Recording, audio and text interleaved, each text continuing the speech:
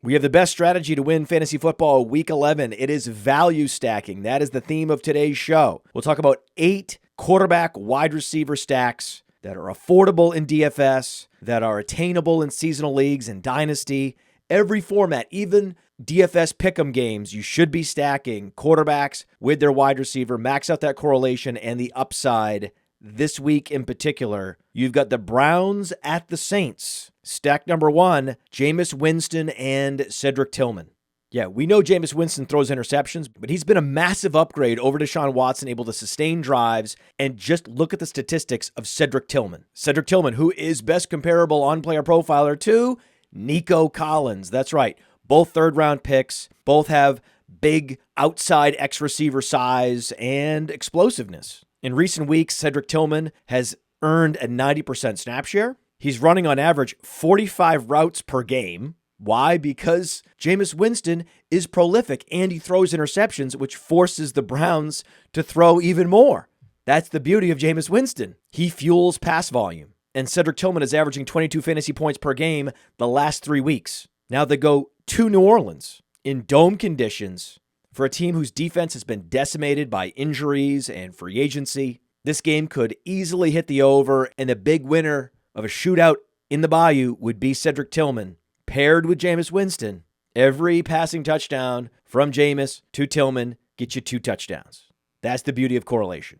And not only is Tillman averaging huge fantasy points the last 3 weeks, he's averaging over 130 air yards and more than a red zone target per game. Start him with confidence this week, and if you need a streaming option at quarterback, stack him with Jameis Winston in all fantasy formats. And don't forget about Justin Herbert and Ladd McConkey. Ladd McConkey has emerged as the number 1 target earner on this team. He's also the most efficient of the Chargers wide receivers.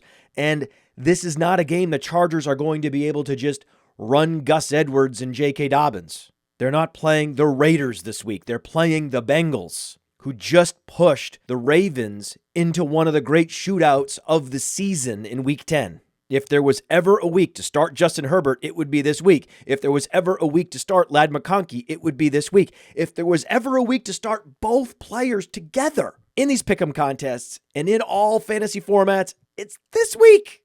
You're playing Herbert and you're playing McConkey with confidence. And who is the most underrated wide receiver in all of football? It's Courtland Sutton. Courtland Sutton had 10 touchdowns last year. A couple of years back, he had over 1,100 yards. He's number 10 among NFL wide receivers in EPX, Player Profiler's signature explosive play rating system. And even though he's had a huge upgrade at quarterback in Bo Nix, Courtland Sutton is top 3 in unrealized air yards. Now, a lot of that's just bad luck. This week, he faces the Falcons. It's a friendly game environment. And Bo Nix has been a revelation this year, so play the most underrated rookie quarterback with the most underrated wide receiver in the NFL. And thank me later. And you know who else is underrated? Geno Smith. But fantasy gamers are starting to appreciate his new number 1 wide receiver, Jaxon Smith-Njigba. DK Metcalf approaching a return, but he will likely not be back this week. Even if he is, he won't be 100%. The San Francisco 49ers give up a lot of points to opposing wide receivers, and Jaxon Smith-Njigba has been dominating out of the slot. He is number 1 in the NFL in slot snaps. And now without DK Metcalf, they are moving him all over the formation. And the beauty is, he's not just commanding targets, top 10 in total targets. He's also number 11 in yards after the catch, with an exquisite 2.6 yards after the catch per target. He put up 1,600 yards at Ohio State, a prolific college playmaker, finally getting an opportunity to shine as an NFL playmaker with Geno Smith, as the Seahawks go to San Francisco to face the suddenly underwhelming San Francisco defense. Baker Mayfield almost beat the 49ers, checking down to running backs. What is Geno Smith going to do throwing to Tyler Lockett and Jaxon Smith-Njigba? Either way, a lot of points going to be scored. And ideally, you're figuring out ways to stack Geno Smith with Jaxon Smith-Njigba this week in fantasy football. And even if DK Metcalf plays again, he will be limited, just like Deebo Samuel was limited last week. Pay attention to the injury reports. Sometimes it is revealed that these players are not 100%. In Week 10, Brian Thomas, not 100%, should have been benched. Deebo Samuel was not 100%. That's how you saw both Ricky Pearsall and Jauan Jennings get there. Heading into Week 11, Deebo Samuel still not right. That means you go right back to Jauan Jennings in particular. Stacking Brock Purdy and Jauan Jennings this week is not point chasing. It's just the right thing to do.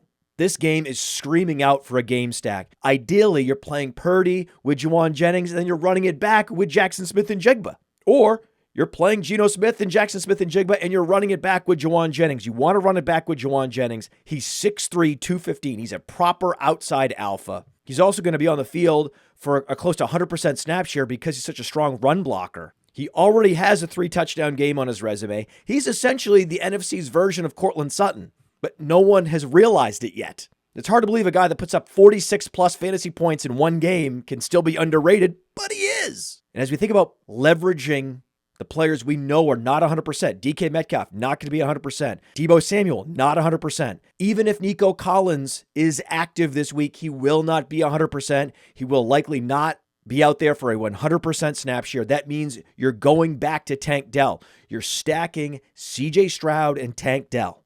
If this game were in Houston, I would just say play Joe Mixon. But this game is in Dallas, a road game, where the Texans are close to the top of the league in implied points this week, based on the game total and the line. Where are those points going to come from? Most likely, Tank Dell. Little Tank Dell. He's explosive. He's all the way back now from that tightrope surgery.